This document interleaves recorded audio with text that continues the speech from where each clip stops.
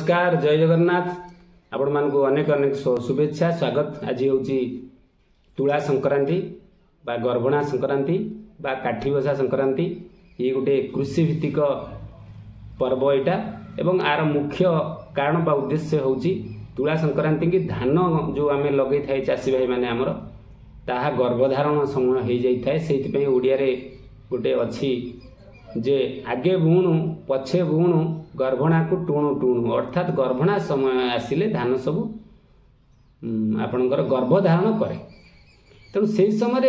जो गर्भणा गछ गोटे अच्छी काठी गछ अच्छी ताकू आनिकी पूजा करा जाए आज एवं माँ लक्ष्मी किस तरह आवाहन करा जाए पूजा करा जाए।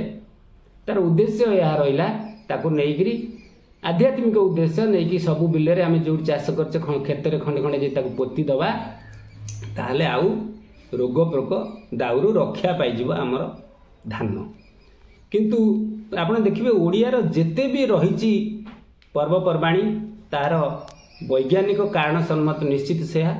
एवं वैज्ञानिक कारण एठी कहूची जे आपणकर जेते बेले धान गछ पूर्ण सक्षम हुए प्रसव करबा पई धान पेंडा बाहरिबा पई धान गर्भधारण करबा पई से समय रोग पोकर प्रभाव मध्य अधिका देखिया मिले बिलरे। तेणु काठीर अर्थ ये कहुई काठीर अर्थ आप काठी बाउंश काठ हौ बिल मझिरे खंडे खंडे नहीं पोती देवे पोती देले तादरे सब चढ़ई माने निश्चित आसिक बसवे जमीक एमतिया काठी पोतीबे जो कि गोटे गोटे थी डेणा भाया थी आपड़ चढ़ई माने तादरे आसिक बसवे चढ़ई तादरे बसिले आपणकर कौन हम ना आप जो काठी पोतीबे काठीटा यही भाया दरकार एमती रहिले आपड़ देखिए एमती उच्चा थी ताले ऊपर पटरे आपणकर चढ़ई सब बसवे चढ़ई आसिक बसिले आपणकर कौन हम चढ़ई बसिले जो पोक भी आसो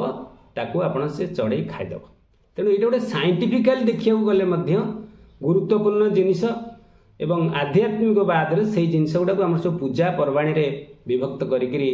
जोड़ी दि जाए चाषी भाई मान गोटे बहुत भल जिनिस। आपण मैंने देखिए बिलरे ए प्रकार व्यवहार करंतु काठी पोतंतु जा फल कि कौन सी रोग प्रोक आउ लगे अर्थात रोग जो माने पोक जो हे ताकू निश्चित खाईदेव आपणकर आसिकी कहीं कूड़ी पड़ा टाइम है तेणु पोक भी बहुत हे तेणु चढ़ई मैंने बसिले से पोक को खाईदेवे आपणकर धान सुंदर स्वास्थ्ययुक्त एवं भल पेंडा बाहर। यहाँ गोटे आध्यात्मिकवाद रूप से जिते जहाँ आमर रही निश्चित साइंस ताकू कौन ना कौन मते ग्रहण करुछि। नमस्कार जय जगन्नाथ।